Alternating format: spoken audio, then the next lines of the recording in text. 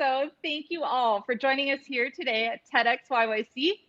Welcome to our activation session, addressing everyday anti-racism through empathy with Salima Stanley-Bhanji of Humainologie and Yenukwa Kombian of Kings of Heart. And my name is Jody. I'll be your moderator today. I hope you are enjoying your day and the experience here at Tedx YYC. A couple of housekeeping notes before we get started. Today's session is being recorded for the convenience of event attendees. The recording will be available 24 hours after the event and through until the end of June. So if you want to circle back and re-review any of the recorded sessions, you're more than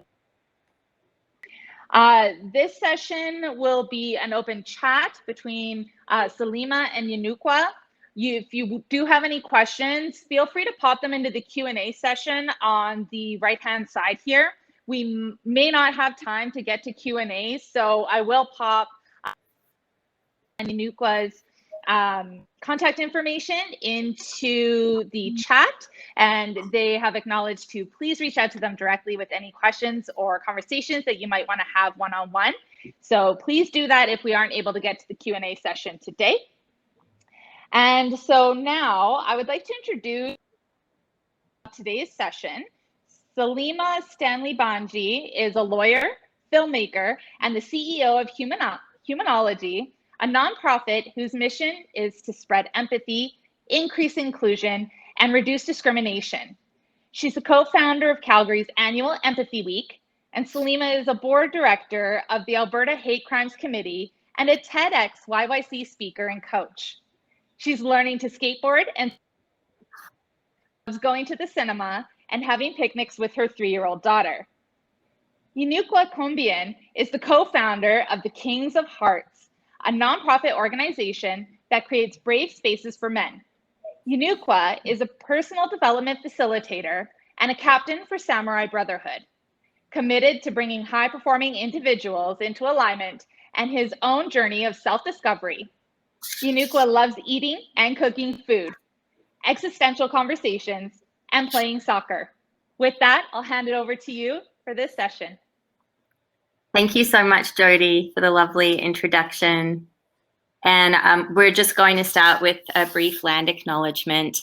In the spirit of reconciliation, we, at least Yenukwa and I know some of you might be tuning in from elsewhere, but we live here and reside on the traditional territories of the Blackfoot Confederacy, which consists of the Siksika, the Kainai and Piikani nations, as well as the Tsuut'ina and Stoney Nakoda nations, and Métis Region 3, Métis Nation Region 3. I feel like I was, every time that, we have an event and we do a land acknowledgement, I sort of like to check in with myself beforehand a little bit. And one of the things that was part of my check-in today before this event was just the fact that, because there are so many different Indigenous peoples who live on the land where I live and who have been here for so long, Calgary had so many different names and still has so many different names. The one that most of us probably know is McKinstis, but there's a whole bunch of other ones. And my kind of commitment today was that I need to learn all of the other ones that are out there. So I wanted to just kind of check in with you, Yenukwa. How are you doing today? We had a really great conversation like a couple of weeks ago that we were like, that was the conversation. That was, but it was sort of under totally different circumstances outside on a patio with some drinks. So here we are with a screen between us. And how are you doing today? I'm feeling great. I'm excited to tackle and navigate this conversation with you, and just want to say thank you for this opportunity. And I hope this can add value to the listeners that are listening now and to the listeners that listen later. So here we go.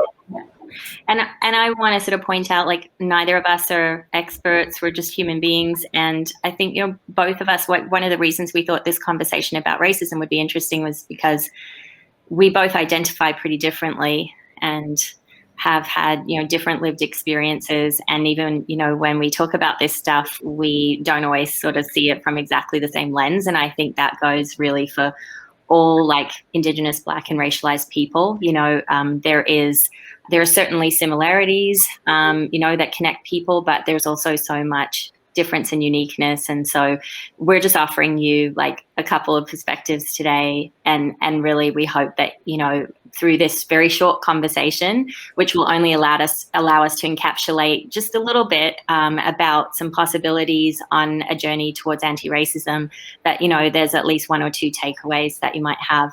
And, we called this session, like we wanted to kind of like call it, everyday sort of like everyday actions was like important, because, we recognize that it's not easy for everyone to engage in any kind of advocacy in, really like sort of like, to make your work about it, or to have heaps of time to volunteer, or commit funds or financial resources towards those things. So this is really, for me, how we show up with other people and in community and at our workplace and in all of the other places in society where we exist is like such a huge part of doing this work. And it is like everyday work then. And it's something we can really truly integrate into our lives. So, yeah. Perfect. Well said. I have nothing else to add to that. Okay. All right. Well, I just want to mention that we do have a couple questions in the poll section, so feel free to jump on that. And at any time through the chat, like we'd love for you to use the chat to say hi, to tell us and others anything you want to share about yourself or your experiences or perspectives, which might be different from ours. And as well, if you do have any questions, you're welcome to pop those in the chat. Also, we may be able to get to some of those, but we do have like a really short chunk of time here today. It is a great day to be inside doing this, kind of rainy, and we've had a whole bunch of like super hot weather. I know you've been enjoying some of that, Yenukwa, and we're out at a park recently, and I just wanted you to share a little bit about like what happened that day when I think you were out getting some vitamin D. Yeah, so I was out working on my tan, as I say, and like I was lying there reading, and this older gentleman, probably like maybe a grandfather, maybe, walks up to me, and he just says, in a very like jovial, loving, humorous way, like, if I join you out here, will I have the complexion that you do, and in that moment I just started giggling. And this is like a man, like a white man, right? Yes. Yeah. And in that moment, I just started giggling, and I was like, yes, sir, come down here, like lie down, let's have a conversation, let's talk. Of course you can, and I just realized, reflecting later, like that could have gone one of two ways, right? That could have gone with me taking it personally and saying or thinking that he was, maybe attacking my skin tone or what have you. However, for me in that moment, like I was just able to realize that was his way of trying to build connection, trying to have a conversation. And that led to us talking about, he came from Europe, born and raised here in Calgary. And, he is willing to have this conversation, these sticky, courageous, brave conversations that Brene Brown would say. He's willing to do that work. It's just sometimes he doesn't know how to, instigate that conversation with people of color. And for me, I was like, by all means, and I just told him, the way that you went about that, I could tell it was coming from a place of love.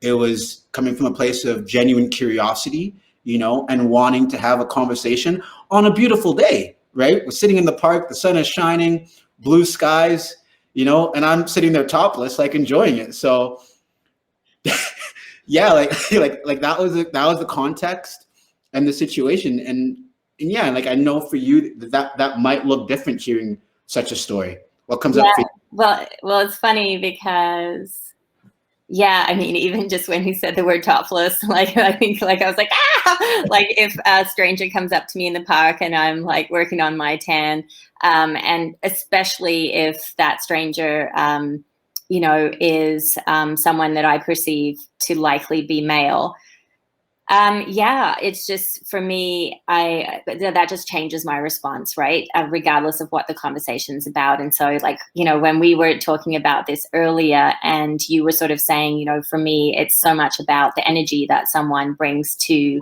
those conversations. And even if people like stumble with the wrong words or references or what have you, if the intention and the energy brought forward is like good and pure and just, out of like curiosity, right? For you, that's a big thing, right? Yep. So whereas for me, I think, in that situation, I probably would have had quite a different reaction, and that's because of gender. And, and so, just like we were sort of discussing before, right? When we identify different ways and we've had different lived experiences, and then when we talk about intersectionality, it's just not a one size fits all with this thing, right? So, so for me, it would be first and foremost, like, do I feel safe, right, in this space? And I think when we're approaching people, we have to be aware of how we present and how we may present to them, and how our questions or inquiries may affect them. And that's really one form of empathy, right? Giving a little bit of like thought to that before we sort of embark on conversation or questions, especially with strangers, but even with friends and people we work with and know. And so, so it's interesting. But you had also mentioned when we were talking about this, like how for you, just that whole defensiveness thing, right? Like you sort of want to be open and you want to create a sense of like, I can receive this and respond to this and really like engage in a conversation, right? Like say a bit more about that. Yeah, 100%. For me, I would rather have these sticky, yucky conversations with people, regardless whether or not I know them or not, based on, their energy and what they're bringing to the table, than not have these conversations at all. So to me, in that moment, I felt that this man was seeking to understand a different perspective, and you said it really well. Like I am willing to sift through, maybe the wrong verbiage or what have you, to then come to a place of like, of genuine connection and understanding. And I get it. That can be, for some people, that can be exhausting. You may not have the tools on the tool belt, and or in that state of mind, you may not be willing to go down that path, and that was something that in our conversation with you and I, it had brought another texture around, sometimes those tough, yucky conversations, in those moments, it may not be worth it to have it. Yeah. Right? Yeah. It's what is the risk or the opportunity cost involved? Yeah. And I think that I'm assuming that we've got, people here with us today, who are some who are on a journey of like, how can I work on anti-racism as a person who hasn't experienced racism, like as a white person, and others who may be tuning in who have had the experience of racism and who identify as being racialized or Black or Indigenous. And so, the angles we're coming at it from may all be quite different. I think that I noticed like, a year ago, I was having quite a lot of discussions and events sort of like this one, where I was talking to other folks and in a lot of cases, chatting to like different Black women about how they wanted to be engaged with in the space of everything that was going on with Black Lives Matter. And what I was hearing quite a bit was like, don't ask me, like, go look on Google, go read some stuff, go do your work first, and then come ask me if you still haven't found your answer. And even then, I might not actually want to engage with you because I'm just tired. I'm tired of having to answer all of these questions. And then I would speak to Yenukwa, and he was like, I want you to ask me. I want you to ask me. And you told me that you even put something on Instagram where you were like, hey, like, if you have questions, I'm here for you, which is, it's very much who you are, right? And so even just some of those assumptions we may have about having or not having conversations can be sort of not what we expect, you know. And for me, during that time, like, I grew up in Australia in like the 70s and 80s. It was not a very multicultural or progressive place. Me and my sisters experienced a lot of racism, and I didn't really have any friends at that time who were interested really in engaging with me about what I thought about racism or, you know, my experiences around it, aside from people I work with. And that was a little disappointing for me too. And I know, Yenukwa, you said you only had like 2 or 3 people that reached out to you after you put up that Instagram post about like, ask me questions, right? Yep. So I think like there's this idea of like people being afraid of embarking on certain like topics or questions, but then sometimes as like racialized people, we're like, well, why didn't you ask? Like, why didn't we ever have this conversation? Like, don't you care about what I've been through or experienced? Yep. So it's a tricky thing, right? And I know this like last conversation we talked about prefaces, right? And we talked about like, yeah, what is a preface for you?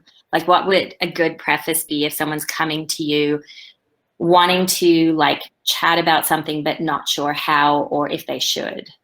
For sure. And I'm glad you brought this up. And I love a good preface in any context, in any conversation, any dialogue. I think a preface, it warms people's nervous system up. It gets them cognizant and aware. It gets them present into the moment if they weren't already present. And it gives that person an out, you know, in that opportunity. And so for me, a great preface is always like, and it doesn't have to sound like this. However, if it exudes a level of curiosity, of like genuine, heartfelt curiosity, and like, hey, like, what are your thoughts on this? If you come from that angle, I am an open book, and I will talk, and it'll create a dialogue, you know. And so for me, that preface, 1, gets my nervous system ready for whatever is about to be asked of me. 2, it gets me in a space of like, okay, like, I'm ready to handle this. I'm creating space for this conversation, you know? It sort of like gives you an opportunity to check in with yourself to see if you are, right? Like, because I know there are some days for me where it's like I had a week the other week where it was just like, I felt like the possibility for me to be exposed to racism was like around every single corner. Like it just was that week. It was like in my family, it was online, it was like in my work, it was just everywhere. And it was really affecting me. And perhaps during that week, if someone had like said, hey, like, you know, I wanted to see if you'd be willing to have this chat about, you know, I might have just like checked in with myself and said, well, actually, maybe just not right now, you know, can we postpone or have this chat later, or, you know. And so the check-in, right, like the preface gives an opportunity for check-in when people say, so, you know, this is what I've been wondering or thinking about. I wasn't sure if I should ask you, or if I should go look at some other resources or do some other reading. But, you know, if you feel like you want to have this conversation with me now or at some other time, you know, let me know, right? And it gives that other person the out, right? Yeah. And on top of that, for me, for myself, what it allows also in that moment to be like, hey, if not now, later, you know, so come back at me in a week, or, you know, or guess what? Thank you. I receive you. I hear you. Give me 24 hours and I'll get back to you. Yeah. You know, sometimes these questions too, like they can trigger things, right? Yeah. Like, and they also might be like quite complicated. Like there's so often in this space, there's not a single answer to any of these questions, right? There's just like from my perspective, you know. But I think when we come forward with a question, you know, that preface is a form of empathy, right? Because it recognizes that it is a burden for someone who's experienced racism to talk about racism and to provide people with answers around racism. And yet there is also a real importance in being able to have these conversations and share information and experience and stories and have dialogue, right? And so we shouldn't run away. But we do need to provide safety around those conversations, which includes the opportunity for that person who is responding, to prioritize their ability and their mental health, right? Like to prioritize their ability to look after themselves, right, in that setting. And I think like that's been such a big thing, right, around, you know, in this space has been like when we talk about racism, we are, you know, we're so close to talking about things that are really traumatic for a lot of people. And so what might seem like a really inane question, or like not inane, but like what might seem like a question that isn't a big deal for someone, particularly someone who hasn't experienced racism, could be something actually, you know, quite significant for the person answering the question. Money. And I'm so glad you said this and you brought up mental health, because that's, with King of Hearts, like that's exactly what it's about. It's being willing to sit with some of our traumas and what have you and dismantle them, and then to get around conscious whole community and have a conversation and dialogue, right? Which at the end of the day, whether or not we're cognizant of it or not, affects our mental health, right? And so if we're gonna have a sticky conversation about, you know, racism, for me as a young Black man, you know, that may trigger certain things.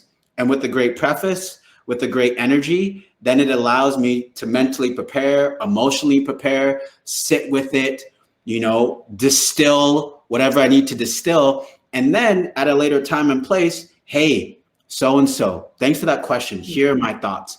And this is one perspective.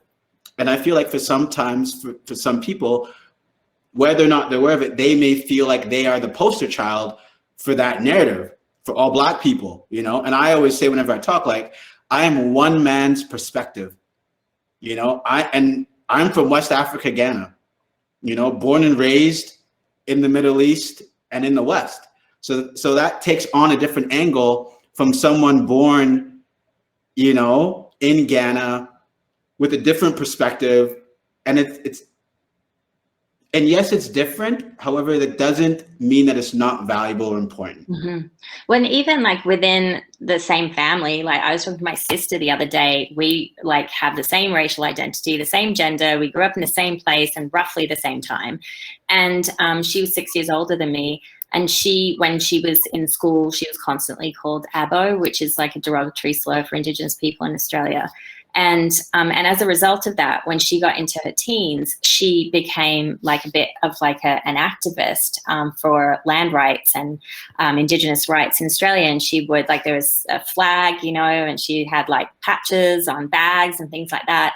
Whereas for me, like, I was just like so embarrassed to identify with anything that was other, because I already felt so other myself, you know. Mm. And so, because even like my mom had that same sticker, the land rights sticker, on like the front of that car, and I would just feel like so embarrassed when we pulled up to anything, because I just wanted to blend in and be like everyone else, right? So yeah, you know, I think sometimes like the experiences are so varied, even when they seemingly, you know, should be sort of the same, right?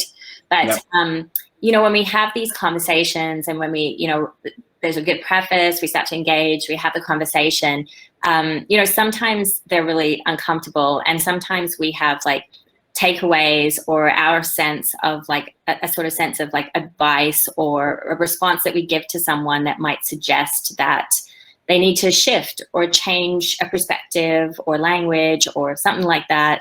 And that can be really hard for someone to receive, right? Speak about that from your perspective, Yenukwa. Like, how would you like someone to come to the table when they're having those conversations where you've got something to say that, you know, might be difficult for them to hear? For sure, for sure. And this is great question, Salima. And this is something that I'm constantly navigating and figuring out for myself. How do you communicate, you know, your boundaries, your expectations, your, you know, your love language and what have you. And, you know, what comes to mind is, one, it's making sure that some of these conversations you're going to have, are you trying to win the man or win the argument or win the lady, you know? And what that means to me is like, whatever I'm communicating, am I saying this from a place of love, from a place of wanting to make sure that this person has an opportunity to learn something new, if they so choose, right? And part of that is also like, are they meeting me halfway? You know, I always say I'm not going to force this onto anybody, right? And even with King of Hearts, our policy is like, we're not going to force men to have these type of conversations, or to be willing to reimagine, you know, what does masculinity, what does manhood look like in 2021? However, if you at least put your foot through the door, you know, and you stick your head in and you're like, hey, like, what's going on here?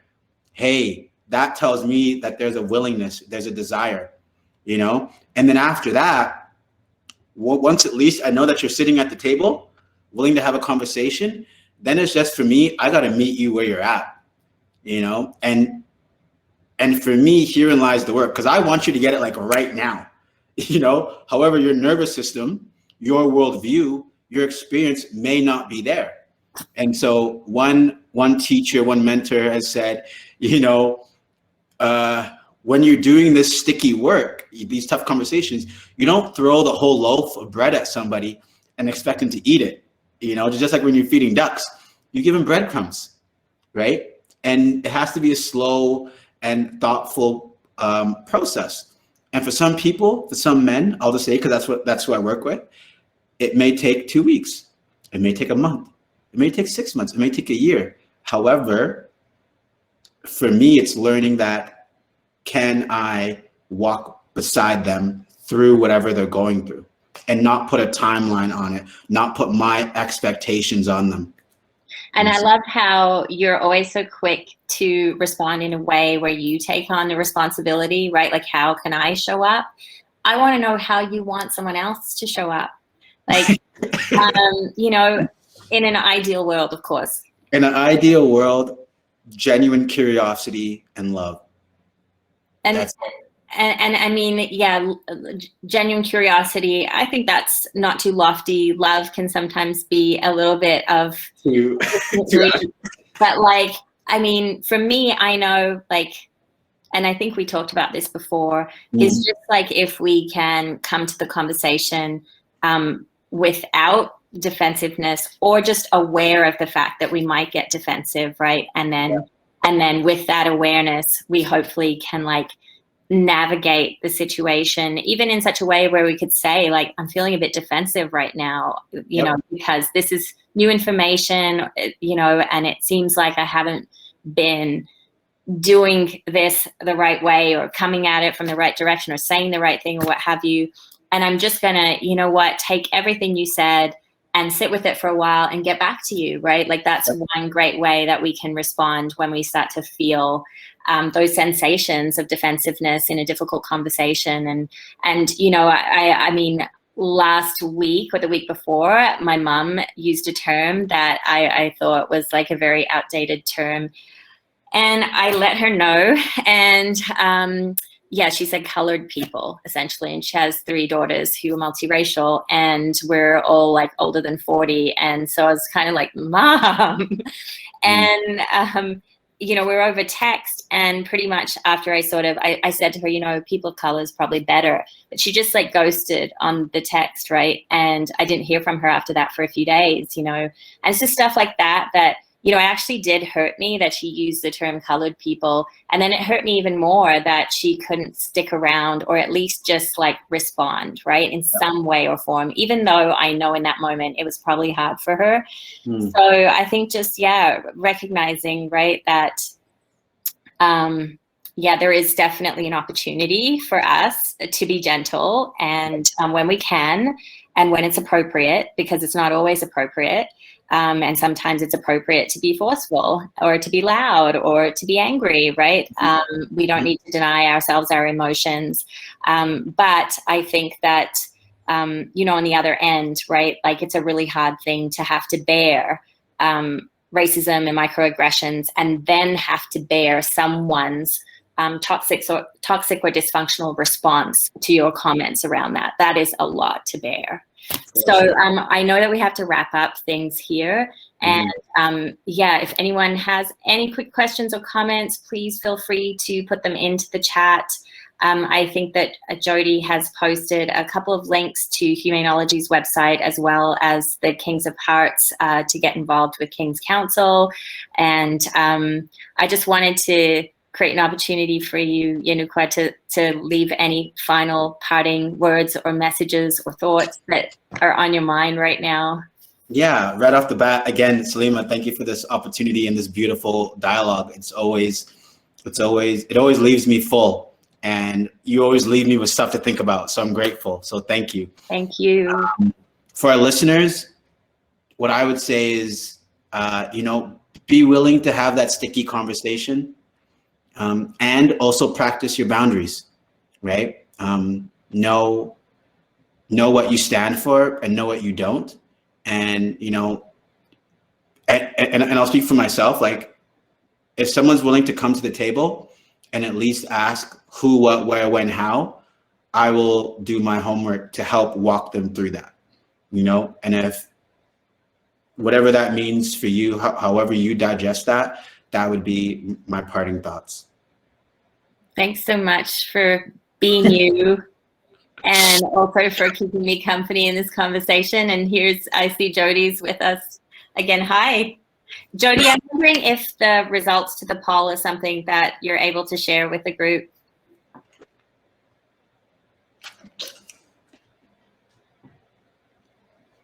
Nice. I think she did. It's just because she's muted again. So okay. Yeah. You can't unmute. Are you unable to unmute? Oh, we're very sorry. We're happy that we can see you. Yeah, so I know that we're sort of out of time. I feel like we could probably spend at least another half an hour continuing this conversation. Yep. And there are so many ways to do this work and to show up. And I listened to a podcast recently where someone was just saying that a lot of anti-racism work in the past year has been like, opening books, reading books, and then we never take it off the couch, right? Yep. And so applying what we learn, applying, what we hear and experience from these types of conversations and others that we're having in our own lives, it's really important. I also, in that same podcast, they actually have done a bunch of polling around the increase of sort of like awareness around racial justice that happened a year ago, around the time of the death of George Floyd and Breonna Taylor. And there certainly was a surge, but now it has actually dropped off to a level that is lower than what it was before those events happened. And yeah, I mean, I definitely think we've made some strides and shifts, and there's certain things in this landscape that are more acceptable and more available to like Black, Indigenous, and people of color, even just creating safe spaces where we can connect and find community is something that was probably more difficult to do previously than it is now. Mm-hmm. But yeah, it certainly hurts my heart, right? That, what we did see there was just sort of like a fad, right? Because this is people's well-being and people's lives that are still at stake still today, So thank you all for taking the time to connect with us, to be part of this conversation, and feel free to reach out to Yenukwa and I if you want to, share any thoughts or feedback or continue the conversation. Thanks so much. Thanks, Yenukwa. Thank you, Salima. Take care. You too. Bye. Bye-bye.